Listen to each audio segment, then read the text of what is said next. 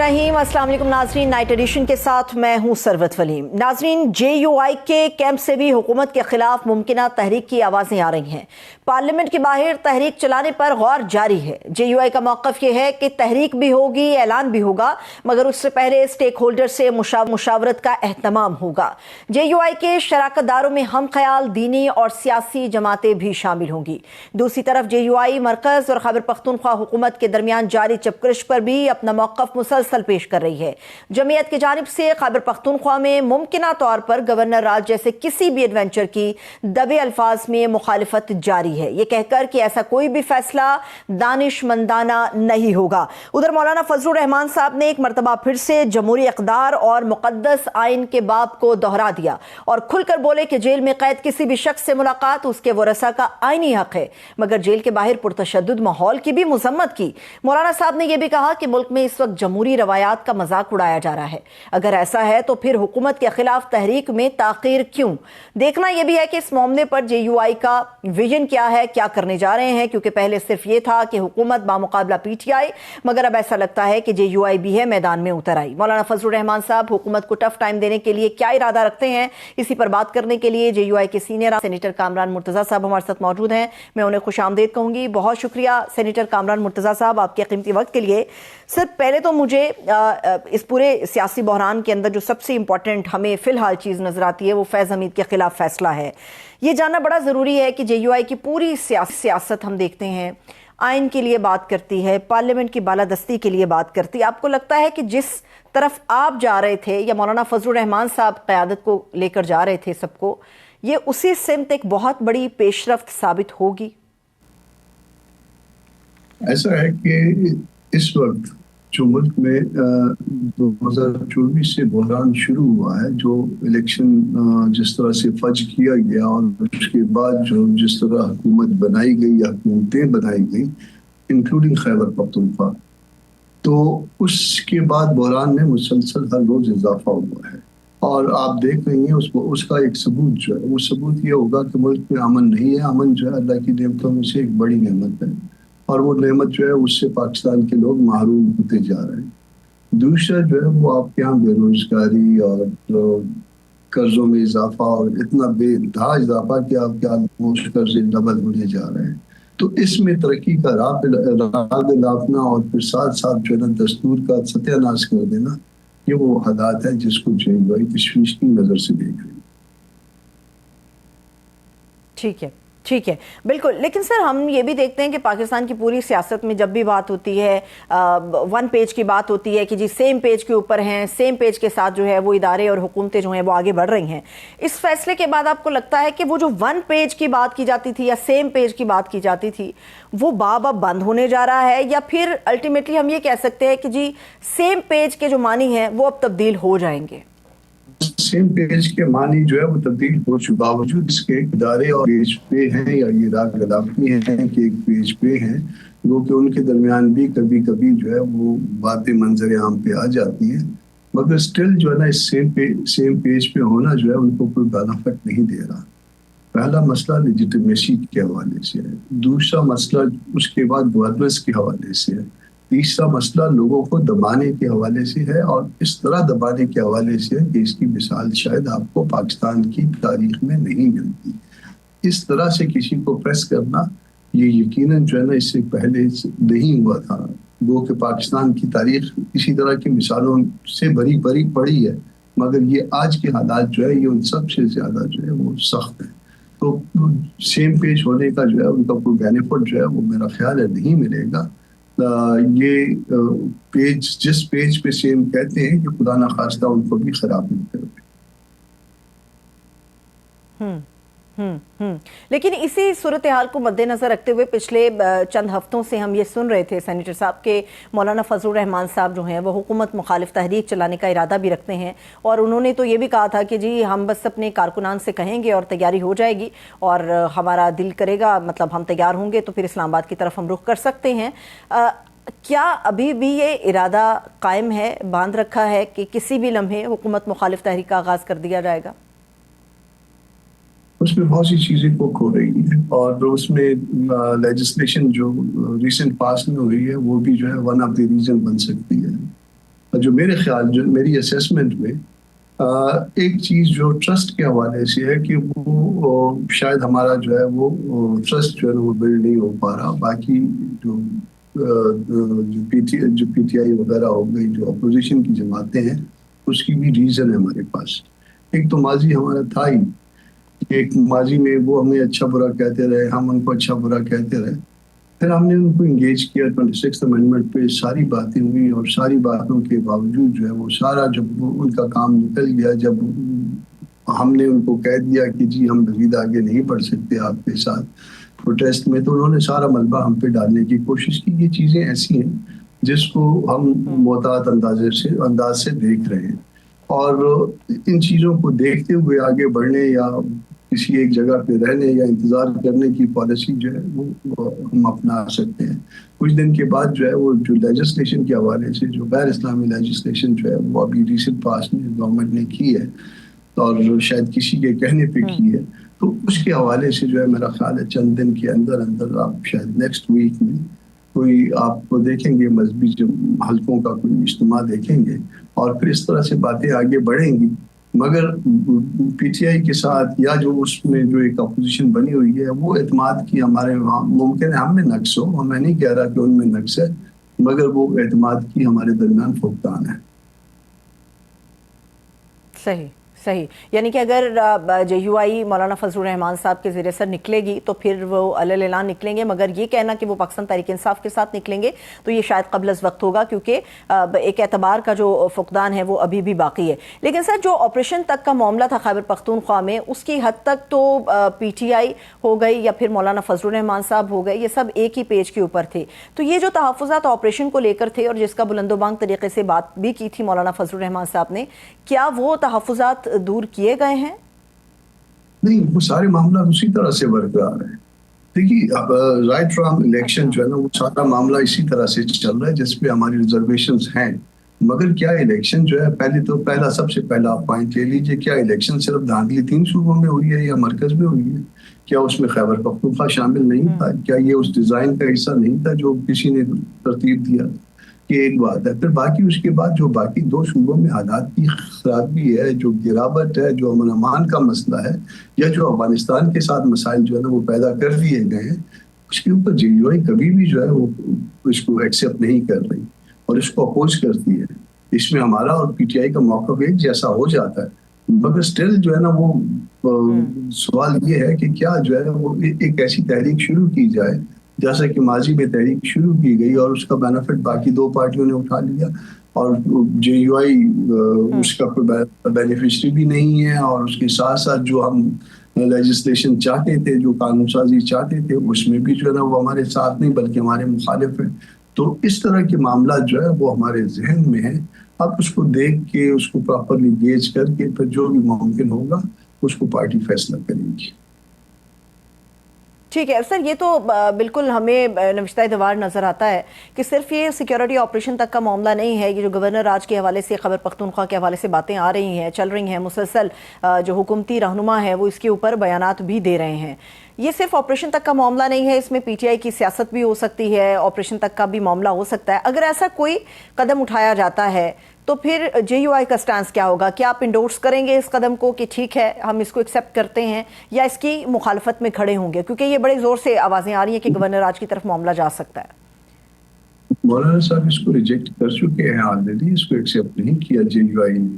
مگر آپ اگر کہیں کہ آپ نے چونکہ ریجیکٹ کر دیا تو اس کے بعد جو نا وہ اس کے ساتھ نکل کے پھر ان کے ساتھ کوئی تحریک اس حوالے سے چلائیں گے، یہ بات قبل از وقت ہوگی. اس کی ایک ریزن ہے، وہ ریزن یہ ہے کہ ہم تو کہہ رہے ہیں کہ خیبر پختونخوا میں بھی انتخابات دھاندلی کی وجہ کا پروڈکٹ ہے، اور وہاں پہ بھی وہی کچھ ہوا ہے جو باقی ملک میں ہوا ہے. یہاں پہ ڈیزائن جو ہے نا وہ کچھ اور طرح سے کیا گیا تھا، وہاں پہ کسی ایک شخص کو جو کہ اب شاید نہیں ہے اس کو لانے کے لیے سارا ایک ترتیب دیا گیا تھا.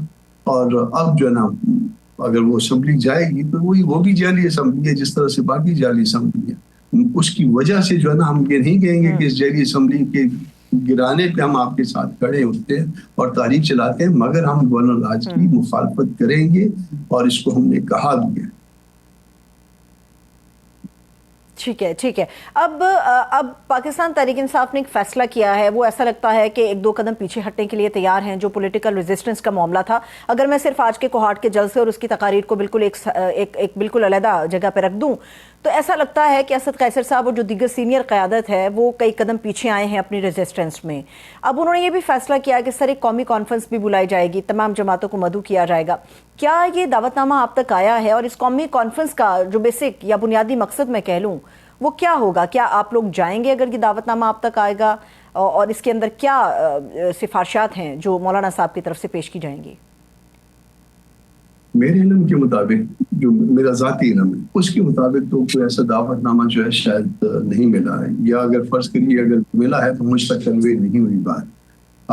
یہ 22 کے لیے کہہ رہے ہیں، مگر 22 کو جو ہے وہ ہمارا اپنا کوئی شاید مذہبی جو حلقوں کا کوئی شاید اکٹھ ہے، تو مجھے نہیں پتا کہ اس معاملے میں جو ہے اب دونوں اگر اوور لیپنگ ہو رہی ہوگی تو پھر کیا ہوگا.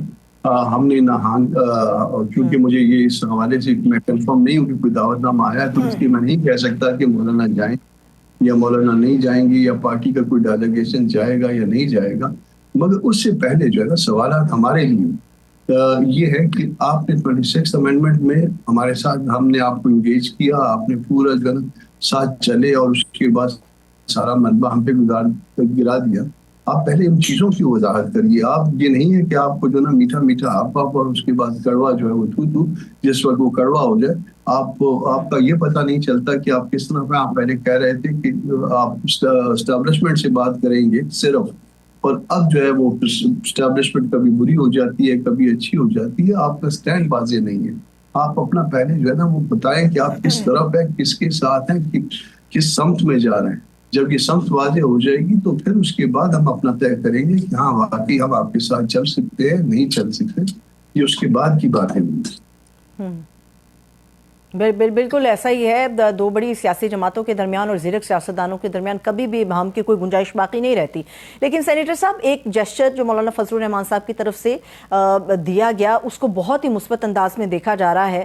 جو کچھ اڈیالہ کے باہر ہوا، عمران خان صاحب کی بہنوں کے ساتھ ہوا، وہاں پر موجود پولیٹیکل جو لیڈرشپ آئی تھی یا وہاں پر جو ورکر تھا، اس کی مولانا فضل الرحمان صاحب نے مذمت کی. تو بہتر یہ کہ خان صاحب کو کسی اور جگہ پر منتقل کر دیا جائے. ایسی کوئی بھی ایفرٹ آپ کو لگتا ہے کہ مزید سیاسی بحران کو گہرا کر دے گی؟ ملاقات ویسے بھی حق ہوا کرتا ہے، فیملی کا بھی اور وکلا کا بھی، ڈیٹیو کا جو بھی سٹیٹس ہو، اور ایسا وہ کچھ بولنا چاہیے جو اس کے بعد جو فصل کٹے تو اسی کے مطابق آئے. ورنہ جو بوئیں گے وہی کٹے گا، اور وہ کسی وقت بھی کٹ سکتا ہے. کوئی فصلیں جلدی بڑھ جاتی ہیں، کوئی فصلیں دیر سے بڑھتی ہیں. یہ مناسب طریقہ نہیں ہے. مجھے یہ سینیٹر صاحب بتائیے گا کہ اس وقت اگر ایک سیاسی جماعت سے بالا ہو کے اگر ایک سیاستدان اور ماہر قانون کی حیثیت سے میں چیزیں آپ کے سامنے رکھوں، آج جو کوہاٹ میں جلسہ کیا گیا اس جلسے کے اندر بڑی سخت قسم کی تقاریر کی گئی. کوئی ایکسپیکٹ نہیں کر رہا تھا کہ پشاور میں جو جلسہ ہوا اس کے بعد جو کوہاٹ میں ہوگا وہاں پر اتنی سخت زبان استعمال کی جائے گی. اب یہ کہا جا رہا ہے کہ 26 نومبر کو ہماری تیاری نہیں تھی لیکن اب ہم بھرپور تیاری کے ساتھ آئیں گے. یہ جو ایک ریزسٹنس کا بیہیویئر ہے، آپ کو نہیں لگتا کہ پی ٹی آئی کو مزید نقصان پہنچائے گا اور پی ٹی آئی اور عمران خان دونوں کے لیے شدید مشکلات کھڑی کرے گا؟ دیکھیے، ریزسٹنس بذات خود بری نہیں ہوتی، مگر جہاں پہ وائلنس آ جائے گا وہ پھر اس میں تھوڑا سا تھن سی لائن ہے. جہاں پہ وائلنس آ جائے گا وہ نقصان دے، اور دونوں طرف نقصان دے گی. وائلنس اگر شروع ہو گیا تو خدا نخواستہ اس کا نقصان ملک کو بھی پہنچے گا. تو اس لیے جو ہے دونوں فریقوں کو ہوش کے نام لینے چاہیے. اس میں پہلے بھی ہم نے بات کی تھی اس ٹاپک پہ، اور یہ کہا تھا کہ دونوں فریق اگر چاہیں تو مولانا اس میں ان کے درمیان بیٹھ کے کوئی بات، ون ون سچویشن، کوئی ایسی بات جس سے کوئی راستہ دونوں کے لیے عزت کا نکل آئے، وہ اس کے لیے تیار ہوں گے. اور میرا خیال ہے کہ پاکستان کے مفاد میں ہم کو کسی آئندہ الیکشن پہ تیار ہو جانا چاہیے آگے جلد ہی، اور اس میں کوئی فیئر اور فری الیکشن کا انتظام ہونا چاہیے، اور باقی معاملہ قانون کے مطابق آگے بڑھے. بالکل، یہ بہت بڑی بات ہے کہ اپنے اختلافات کو بالائے طاق رکھتے ہوئے، اپنے تحفظات بالائے طاق رکھتے ہوئے مولانا فضل الرحمان صاحب کو اگر یہ آفر کی جائے یا ان کو یہ کہا جائے کہ ان دونوں فریقین کے درمیان کوئی بہتری کا راستہ یہ ایک ثالثی کا کردار ادا کر سکے، تو آج بھی مولانا فضل الرحمان صاحب تیار ہوں گے. لیکن سر یہ کہا جا رہا ہے کہ اگر بھی کوئی ایڈونچر کرنے کی کوشش کی گئی تو ہم گورنر ہاؤس کا گھیراؤ کر لیں گے. اور یہ صرف اپنی ذات کی حد تک نہیں ہے بلکہ کارکنان کو ٹاسک دیا گیا آج کے جلسے میں کہ اگر کوئی ایسا ایڈونچر ہو تو آپ لوگوں نے رکنا نہیں ہے, آپ نے جا کے گورنر ہاؤس کا گھیراؤ کر لینا ہے. اس قسم کے بیانات اور ایسے حالات میں اگر کوئی ایسی چیز ہو جاتی ہے, کوئی بڑا حادثہ خدا نخواستہ ہو جاتا ہے, تو پی ٹی آئی تو ابھی 9 مئی کے معاملات سے نہیں نکل پائی. اس قسم کی صورتحال سے تو اس کا مطلب ہے کہ مکمل خاتمہ ہو جائے گا. اس کا مطلب صرف تباہی ہوگی, اور یہ تباہی جو ہے سیاسی نظام کی تباہی بھی ملک کی تباہی کی طرف ایک طرح سے حصہ ہوا کرتی ہے. نہ ہم کسی سیاسی پارٹی کی تباہی چاہتے ہیں, نہ ہم ملک میں کسی ادارے کی تباہی چاہتے ہیں, اور نہ نظام کی تباہی چاہتے ہیں. ہم کو بیٹھ کے اس کا راستہ جو ہے خود تیار کر لینا چاہیے, خود چوز کر لینا چاہیے. ہم کو ایک ایسے حل کی طرف جانا چاہیے جس میں تمام فریق راضی ہو جائیں, اور اگر راضی نہ ہوں گے تو اس کا نتیجہ بہت ہی خطرناک ہوگا. اس وقت 2 صوبے جو ہے وہ آپ اس میں ٹریول کرنے کے قابل بھی نہیں. لیکن سر اس میں آپ کو نہیں لگتا کہ چیزوں کو ٹھنڈا کرنے کے لیے جو اب قومی کانفرنس بلائی جا رہی ہے اس میں تمام سیاسی جماعتوں کو مدعو کیا گیا ہے, ماں سوائے مسلم لیگ نون کے؟ اگر یہ جیسچر شو کیا جاتا تو عین ممکن تھا کہ چیزیں جو ہے وہ کول ڈاؤن ہو سکتی تھی پی ٹی آئی کے درمیان اور جو موجودہ حکومت ہے ان کے درمیان. دیکھیے, جس کے ساتھ ڈسپیوٹ ہے اس کے ساتھ تو آپ بیٹھ نہیں رہے ہیں. پیپلز پارٹی کے ساتھ بھی اتنا ہی ڈسپیوٹ ہے, 19-20 کا فرق ہے. تو پھر یہ بذات خود بڑی عجیب سی بات ہو جاتی ہے کہ پیپلز پارٹی کو بلوا لیا, ایم کیو ایم کو بلوا لیا یا دوسری پارٹیوں کو بلوا لیا, اور اس میں نون کو نہ بلوایا. تو آپ کا مسئلہ نون کے ساتھ ہے. مسئلہ اگر حل ہوگا تو ان کے ساتھ آپ نے حل کرنا ہے. تو جس کے ساتھ مسئلہ حل کرنا ہے اس کے اوپر آپ کو پارٹیوں کا, پولیٹیکل پارٹیوں پریشر ریکوائرڈ ہے, دونوں اطراف پہ. اور دونوں اطراف میں جو ہے نا ان کو 2 قدم پیچھے ہٹا کے اور کوئی معاملے کو اس طرح سے حل کرنا جس کا نتیجہ جو ہے نا وہ ایسا نکلا ہے جو سب کے لیے ایکسیپٹیبل ہو, جو نظام کے لیے ایکسیپٹیبل ہو, اور آگے معاملہ چل پڑے. ٹھیک ہے سر, ایک آخری سوال آپ سے پوچھنا چاہوں گی. موجودہ حالات میں ہمیں ایسا بظاہر دکھایا جا رہا ہے کہ چیزیں بالکل درست سمت میں ہیں اور جو گاڑی ہے وہ پٹری پر چل رہی ہے, لیکن اندر جا کر نظر آتا ہے کہ چیزیں بہت خراب ہیں, معاملات بہت زیادہ گڑبڑ ہیں. یہ موجودہ صورتحال آپ کو لگتا ہے کہ آئندہ آنے والے چند مہینوں کے اندر زیادہ خطرناک ہو جائے گی, یا چیزیں جس طرح نظر آ رہی ہیں یا دکھائی جا رہی ہیں اسی طرح سے آگے بڑھتی رہیں گی؟ آپ کو اس مہینے میں یا اگلے مہینے میں معاملات زیادہ خراب ہونا جو ہے دکھائی دینے لگ جائیں گے. اور آج جو آپ کو بظاہر جو ہے کسی حد تک جو ہے نا وہ سکون سا نظر آتا ہے, اس کے نیچے جو تلاتوں میں وہ واضح ہو جائے گا, اور یہ کوئی اچھا سائن نہیں ہوگا, خراب ہوگا, اور اس کا نتیجہ بھی اچھا نہیں نکلے گا. ایون نون لیگ کے لیے اچھا نہیں نکلے گا. نون کے خیال میں اس وقت سب اچھا ہے, یا وہ بظاہر یہی ارشادات فرماتے ہیں کہ سب اچھا ہے, مگر سب کچھ خراب ہے, ٹھیک نہیں ہے. صحیح. بہت بہت شکریہ, thank you so much. J U I کے سینئر رہنما سینیٹر کامران مرتضیٰ صاحب ہمارے ساتھ موجود تھے.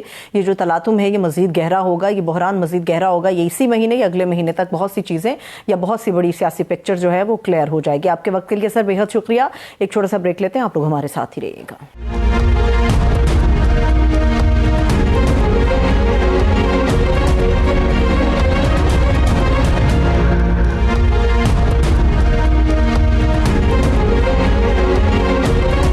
بریک کے بعد ایک مرتبہ پھر سے خوش آمدید کہیں گے. تحریک انصاف کا پشاور کے بعد کوہاٹ میں بڑا پارشور, پنڈال احتجاجی کال کے نعروں اور مطالبوں سے گونج اٹھا, لیکن پی ٹی آئی نے احتجاجی تحریک کی کال کی جو بال ہے وہ محمود خان اچکزئی کے کورٹ میں ڈال دی. وزیر اعلیٰ خیبر پختونخوا نے کوہاٹ جلسے سے خطاب میں کہا کہ مذاکرات ہوں یا احتجاج, عمران خان صاحب نے یہ ذمہ داری محمود خان اچکزئی کو سونپ دی ہے. تاہم یہ واضح کر دیا کہ اس بار آزادی یا کفن لے کر آئیں گے. کوہاٹ جلسے میں مقررین کا لہجہ اور پیغامات انتہائی سخت تھے. یہ بھی باور کرایا گیا کہ راج صرف ایک ہی ہوگا, عمران راج, عوامی راج. مگر دوسری طرف اس گھٹن زدہ سیاسی ماحول میں قومی کانفرنس کی بھی گونج ہے, جہاں پر مسلم لیگ نون کو شرکت کی دعوت نہیں دی گئی. ایسے میں مذاکرات یا نیشنل ڈائیلاگ کی اہمیت اور ان کا مستقبل کیا ہوگا؟ ادھر سینیٹر فیصل واؤڈا نے نہ صرف پی ٹی آئی کے خاتمے بلکہ عمران خان صاحب کے مائنس ہو جانے کا دعویٰ کر ڈالا.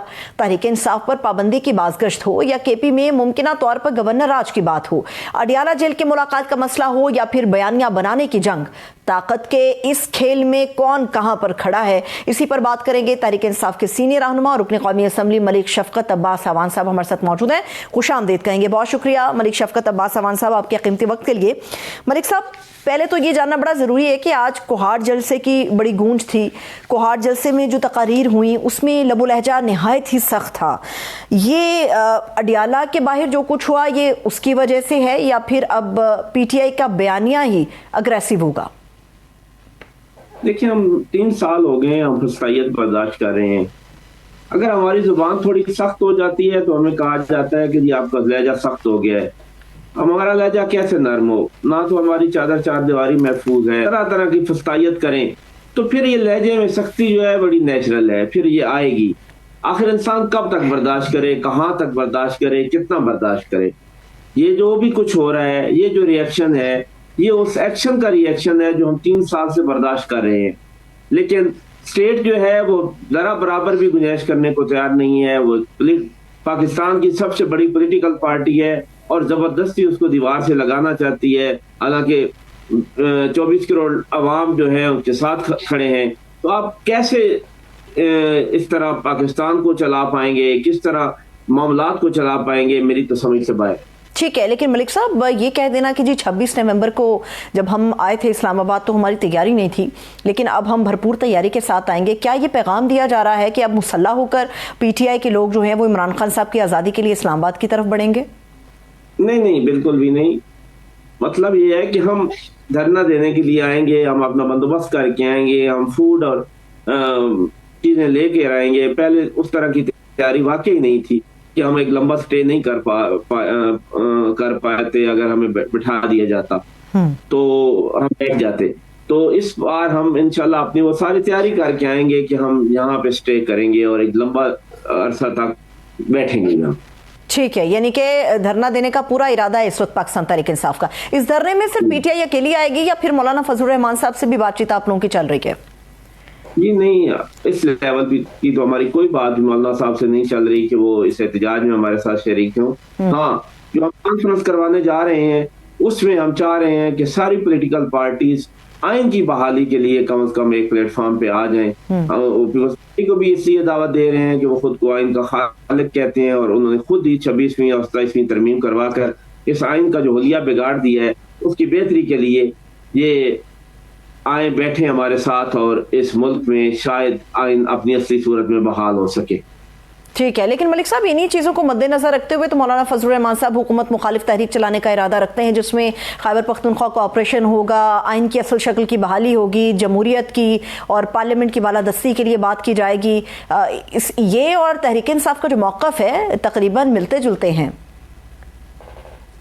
دیکھیں، ہمارے ساتھ اگر کوئی چلے، ہم اپوزیشن جماعت ہیں، ہمارے ساتھ اس تحریک میں کوئی چلنا چاہے تو ہم تو ویلکم کریں گے ساری ان قوتوں کو جو اس ملک میں آئین کی بحالی چاہتی ہیں، اور وہ ہمارے ساتھ چلے، ہم ہر ایک کو دعوت دیں گے۔ لیکن پاکستان تحریک انصاف بہرحال اس مزاحمت کے لیے تیار ہے۔ اگر ہمیں کہیں پہ کوئی سپیس نہیں ملے گی تو ہم آخری حل ہمارے پاس مزاحمت ہی ہے اور وہ ہم انشاءاللہ اپنا راستہ اختیار کریں گے آئین کی حدود میں رہتے ہوئے۔ ٹھیک ہے، لیکن کیا پاکستان تحریک انصاف کو اس بات کا یقین ہو چلا ہے کہ خیبر پختونخوا کے حد تک گورنر راج لگانے کا پورا ارادہ ہے موجودہ حکومت کا؟ کیا آپ لوگ یقین محکم رکھتے ہیں اس پہ؟ دیکھیں، سوچ تو وہ یہی رہے ہیں کہ کوئی ایسا حل ہو کہ وہ گورنر راج میں لگے اور پاکستان تحریک انصاف کی ایک چلتی جمہوری حکومت کو، جہاں پہ 90% سیٹس پاکستان تحریک انصاف نے جیتی ہوئی ہیں، وہاں کی حکومت ختم کریں اور وہ گورنر راج لگائیں۔ لیکن شاید ابھی لگا نہیں پا رہے، ڈر رہے ہیں عوام کے ریئیکشن سے کہ پہلے ہی بڑی محرومی ہے اور اگر ایک اور ہم نے محرومی کر دی تو پھر عوام کا ریئیکشن شاید کوئی شدید تر نہ ہو جائے۔ لیکن یہ خطرناک نہیں ہے ملک صاحب کہ جلسے میں کھڑے ہو کے عوام سے یہ کہہ دینا کہ تم لوگوں نے انتظار نہیں کرنا، ایسی کسی بھی ایڈونچر کی صورت میں جا کے گورنر ہاؤس کا گھیراؤ کر لینا، یہ خطرناک نہیں ہے؟ گورنر ہاؤس کا گھیراؤ کرنا ہے، احتجاج کرنا ہے، اور احتجاج کے لیے میرا خیال ہے کہ جب اگر گورنر راج لگے گا تو ہم گورنر ہاؤس کے باہر احتجاج کریں گے کہ یہ آپ غلط کر رہے ہیں، ایک جمہوری حکومت کو کیوں آپ ٹاپل کر رہے ہیں۔ ٹھیک ہے، یعنی کہ آپ انڈوز کر رہے ہیں کہ بالکل احتجاج ہوگا اور یہ بھی کیا جائے گا جو کچھ آج کوہاٹ جلسے کے اندر کیا گیا. لیکن مسئلہ یہ ہے کہ آخری جو کال کی بات کی جا رہی ہے، اب دوبارہ سے ہمیں سننے میں آ رہا ہے کہ جی کال بھی ہوگی اور پی ٹی آئی جو ہے اس کال کے بعد نکلے گی بھی اور پورے ملک سے اپنے ورکرز کو، اپنے سپورٹرز کو نکالے گی. مسئلہ یہ ہے کہ کال کون دے گا؟ سننے میں یہ آتا ہے کہ اچکزئی صاحب کو خان صاحب نے اختیار دیا ہے، مگر آج کے جلسے میں بار بار جو ہے وہ سہیل آفریدی صاحب کو بھی پوائنٹ آؤٹ کیا گیا کہ آفریدی صاحب آپ بس ایک کال دیں، ہم نکلنے کے لیے تیار ہیں، ہم تیار ہیں. تو اصل کال آئے گی کہاں سے؟ کال اچکزئی صاحب دیں گے اور علامہ راجہ ناصر عباس صاحب دیں گے. یہ ڈیوٹی خان صاحب نے ان کو سونپی. اچھا ٹھیک ہے، یہ ڈیوٹی تو سونپے ہوئے ایک لمبا عرصہ ہو گیا ہے ملک صاحب، لیکن فی الحال جو اچکزئی صاحب کا رویہ ہے وہ تو یہی کہہ رہے ہیں کہ ابھی فی الحال ایسا نہیں ہو سکتا، ہمیں تھوڑا تحمل سے کام لینا چاہیے. دیکھیں اسٹریٹجی ہے نا، اب وہ تو انہوں نے طے کرنی ہے، اس میں کوئی دیر سویر ہو سکتی ہے، لیکن فائنل کال تو انشاءاللہ آئے گی اور اس کا موڈ بھی وہی طے کریں گے کہ وہ ہم نے ایک جگہ پہ اکٹھے ہونا ہے، کیا ہم نے ہر ڈسٹرکٹ میں اکٹھا ہونا ہے، ہر پروونس میں اکٹھا ہونا ہے، اس کا موڈ بھی پھر طے کریں. یعنی کہ پورے ملک میں چھوٹی چھوٹی صحیح، مگر جہاں دل کرے گا وہیں پر پی ٹی آئی کے لوگ بیٹھ جائیں گے اور اس طرح سے احتجاج اپنا ریکارڈ کرایا جائے گا. کیا میں سمجھنے میں درست ہوں؟ یہ بھی ہو سکتا ہے. میں کہہ رہا ہوں کہ موڈ جو ہے وہ ابھی تک میں نہیں بتا سکتا کہ وہ کون سا ہوگا. وہ یہ بھی ہو سکتا ہے کہ ہر صوبے میں بیٹھیں، یہ بھی ہو سکتا ہے ہر ڈویژنل ہیڈ کوارٹر پہ بیٹھیں، اور یہ بھی ہو سکتا ہے کسی ایک جگہ پہ پورے پاکستان میں اکٹھے. ٹھیک ہے، مطلب مختلف آپشنز کے اوپر جو ہے وہ غور جاری ہے اب. لیکن اس کے اوپر ایک بڑی تنقید آ رہی ہے ملک صاحب، کیونکہ آپ نے ابھی چونکہ خود ہی اچکزئی صاحب اور ناصر علامہ صاحب کی جو بات کر دی، پاکستان تحریک انصاف کی جو پولیٹیکل کمیٹی نئی بنی ہے اس کے اندر ان دونوں معززین کی شمولیت پہ بڑی تنقید ہو رہی ہے کہ یہ تو الگ سے اپنی سیاسی جماعتیں رکھتے ہیں، تو پی ٹی آئی کی پولیٹیکل کمیٹی میں ان لوگوں کا کیا کام ہے؟ دیکھیں وہ لیڈر آف اپوزیشن ہے سینٹ میں بھی اور نیشنل اسمبلی میں بھی. اب وہ پولیٹیکل کمیٹی میں نہ ہو اور ڈیسیجن جو ہے وہ انہوں نے لینا ہے، خان صاحب نے ان کو کہہ دیا ہے، تو وہ پولیٹیکل کمیٹی کیا کرے گی ان دونوں کے بغیر؟ جب ان کے پاس کوئی ڈیسیجن پاور نہیں ہوگی اپنے سے، تو وہ موجود ہوں گے تو سارے مل کے ایک چیز ڈسکس کر لیں گے. اب وہ ہمارے لیڈر آف اپوزیشن ہے نیشنل اسمبلی میں بھی اور سینٹ میں بھی، دونوں حضرات، تو اب ان کے بغیر ہم کوئی پولیٹیکل کمیٹی کیسے بنا سکتے ہیں؟ ملک صاحب مجھے یہ بتائیے گا، لیکن عمران خان صاحب نے جو ذمہ داری سونپی تھی یہ تو تحریک تحفظ یعنی پاکستان کے پلیٹ فارم کی حد تک تھی، یہ کہیں پہ بھی تذکرہ نہ کیا گیا، نہ اعلان ہوا کہ وہ پولیٹیکل کمیٹی کا حصہ بھی کبھی ہوں گے. میں یہ کہہ رہا ہوں کہ وہ پولیٹیکل کمیٹی کا مقصد کیا ہے کہ وہ کوئی ڈیسیجن لے، کوئی فیصلے کرے. اب وہ فیصلے کیسے کرے گی ان دو بندوں کے بغیر جو کہ لیڈر آف اپوزیشن ہے سینٹ میں بھی اور قومی اسمبلی میں؟ ان کے بغیر وہ پولیٹیکل کمیٹی کس طرح ورک کرے گی؟ جبکہ خان صاحب نے کہا ہے کہ یہ دو بندے ہیں، ان کے پاس پاور ہے کہ یہ جو بھی فیصلہ کر دیں. اب پولیٹیکل کمیٹی وہ بیٹھے ہوں گے تو ایک مشاورت کے بعد وہ ایک فیصلہ کریں گے. پولیٹیکل کمیٹی اور سوچ رہی ہو، وہ دونوں کچھ اور سوچ رہے ہوں، تو پھر یہ کیسے بات آگے چلے؟ ٹھیک ہے، یعنی یہی وجہ ہے کہ انہیں پولیٹیکل کمیٹی کا حصہ بنایا گیا. لیکن بہت سارے ایسے معززین جو ملک صاحب بہت پرانے تھے پاکستان تحریک انصاف کا حصہ، علی امین گنڈا پور صاحب جو ہیں ان کو شامل نہیں کیا گیا. علی محمد خان صاحب نے اس کے اوپر ٹویٹ کیا ہے، اور بھی کئی دیگر ایسے لوگ ہیں جو پہلی کمیٹی کا حصہ تھے مگر ان کو شامل نہیں کیا گیا. اس کے اوپر وہ بھی تنقید کر رہے ہیں کہ ہم عمران خان کے جانثار ساتھی تھے، ہمیں بھی شامل نہیں کیا گیا. یہ سارے کور کمیٹی میں شامل ہیں. پولیٹیکل کمیٹی کا ایک کرائٹیریا انہوں نے رکھا ہے کہ لیڈر آف اپوزیشن موجودہ پرانے صوبائی صدر، اس کے بعد سی ایم، اس کے بعد خواتین ونگ سے ان کی جو ہیڈ ہیں، مینارٹی سے جو ان کے ہیڈ ہیں، تو ایک کرائٹیریا ہے. اب اس کرائٹیریا سے باہر نکلیں گے تو پھر تو ہر بندہ ایلیجیبل ہے. اب دیکھیں پھر مزید کوئی ایڈیشن ہوتی ہے خان صاحب کے کہنے پہ تو وہ بھی ہو جائے گی. ٹھیک ہے، بہت بہت شکریہ، تھینک یو سو مچ. پاکستان تحریک انصاف کے سینئر رہنما ملک شفقت عباس سوان صاحب ہمارے ساتھ موجود تھے. ایک بریک لے لیتے ہیں، آپ لوگ ہمارے ساتھ ہی رہیے گا.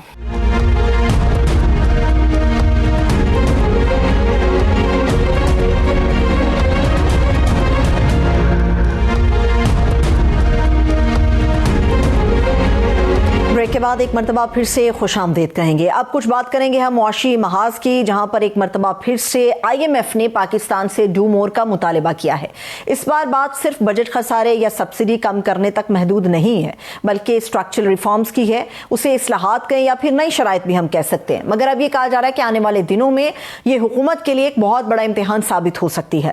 آئی ایم ایف نے اپنی رپورٹ میں کہا ہے کہ اب خامیوں کی نشاندہی نہیں بلکہ نظام کی جو جڑیں ہیں ان کو بدلنے کا وقت ہے.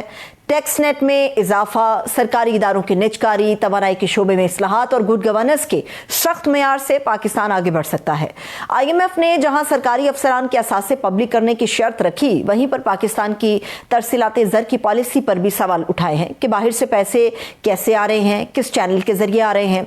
नई शराइत के बाद यह खदशा भी जाहिर किया जा रहा है कि IMF के अहदाफ को पूरा करने के लिए हुकूमत को मिनी बजट लाना पड़ सकता है, जिसका सीधा मतलब यह है कि अगले बजट से पहले आम आदमी पर टैक्सों का मजीद बोझ बढ़ेगा। लेकिन वफाकी वजीर खजाना मोहम्मद औरंगजेब साहब कहते हैं कि मिनी बजट नहीं ला रहे, बल्कि शॉर्टफॉल गुड गवर्नेंस से कवर करेंगे।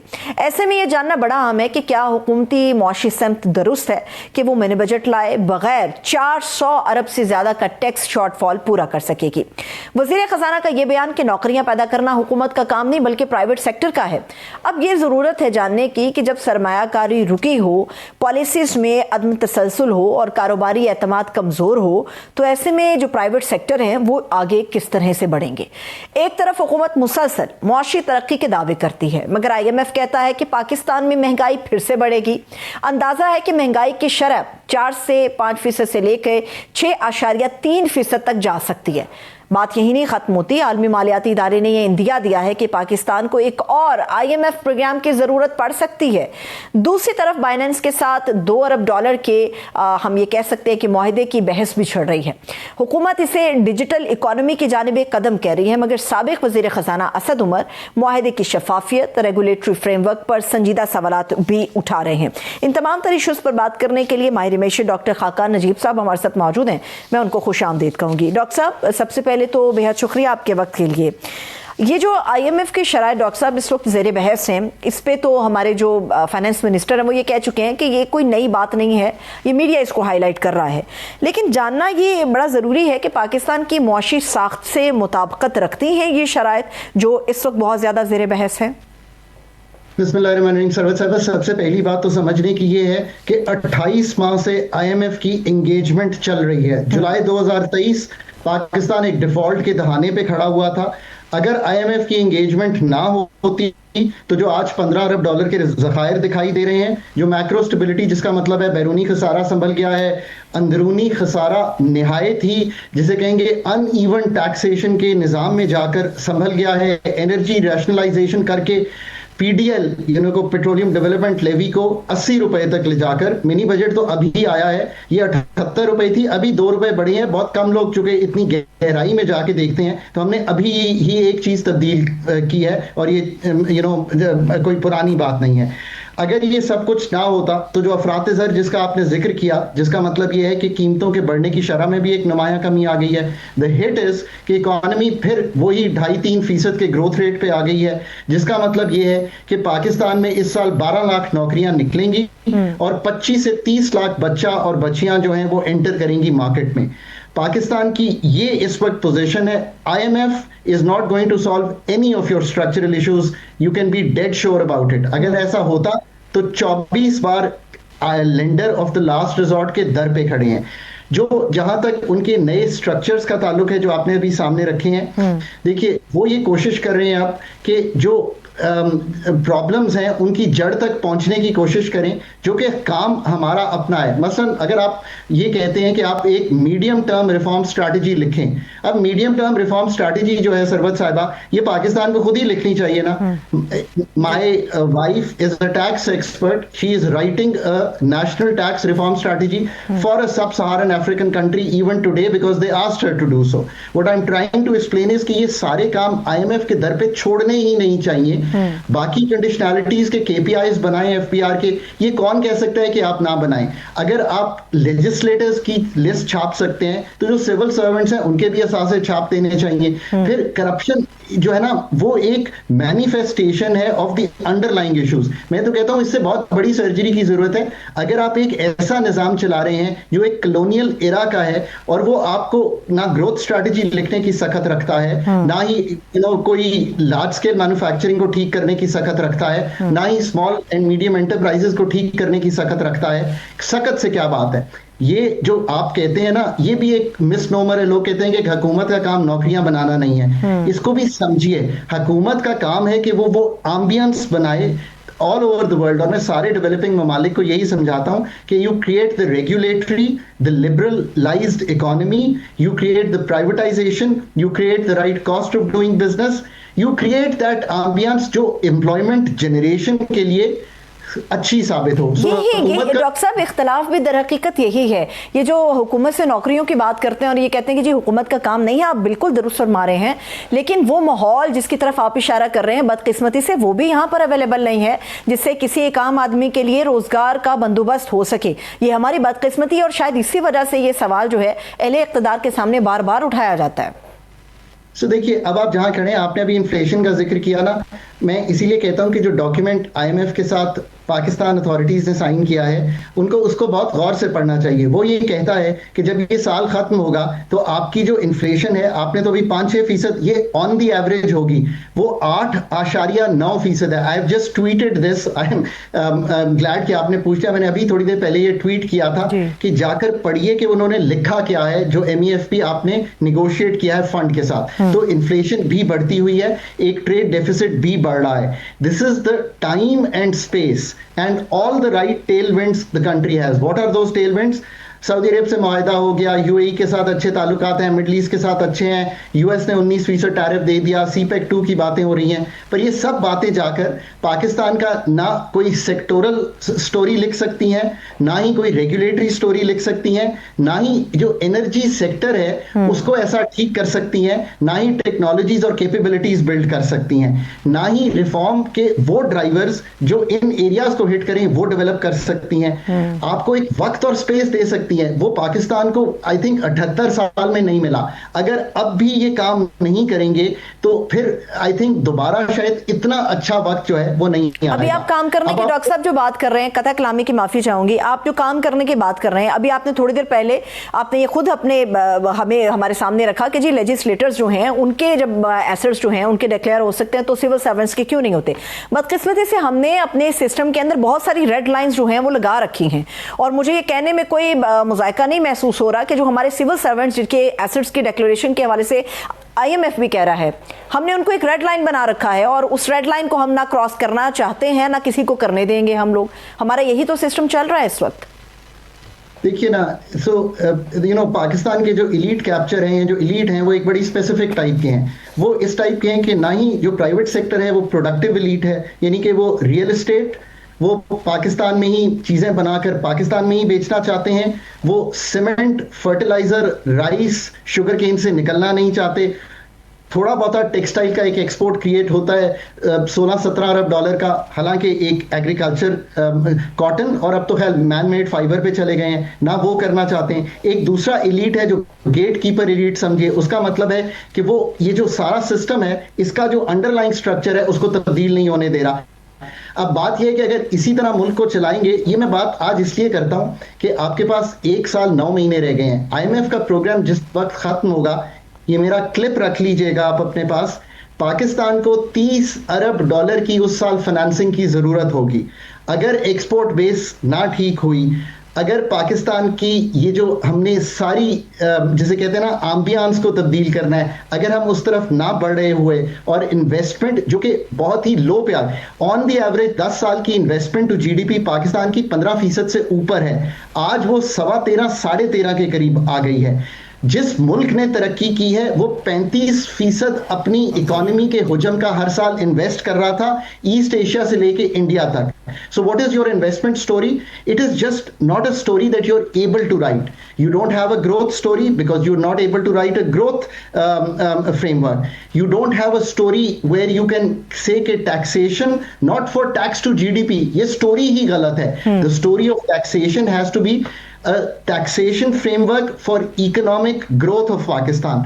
जब आप ये सारा फ्रेमवर्क चेंज नहीं करेंगे तो फिर आप ना एक्सपोर्ट लेड मैन्युफैक्चरिंग क्रिएट कर सकते हैं, ना हाई वैल्यू एग्रीकल्चर कर सकते हैं, ना ही वो SME की एम्बियंस क्रिएट कर सकते हैं जो किसी ग्लोबल वैल्यू चेन का पार्ट बने, या उनके पास वो फाइनेंस हो या टेक्नोलॉजी हो या नोहा हो, या ان کو آپ وہ جسے کہتے ہیں نا کنیکٹیوٹی فراہم کریں. اور سب سے بڑھ کے اگر آپ آئی ٹی میں ہی بلیو کرتے ہیں تو لاجسٹکس اینڈ فائنانس جو کہ دنیا میں اس وقت ایک ایسی چیز ہے جس میں آپ بہت کچھ کما سکتے ہیں. اگر $4 ارب کی ایکسپورٹ کرتے ہیں آئی ٹی کی, that is peanuts compare to the number of people doing it. So what is going wrong there. بہت بہت شکریہ, thank you so much. Doctor Khaqan Najeeb صاحب ہمارے ساتھ موجود تھے, وقت کے لیے شکریہ. اجازت دیجیے, اپنا بہت سا خیال رکھیے. خدا حافظ.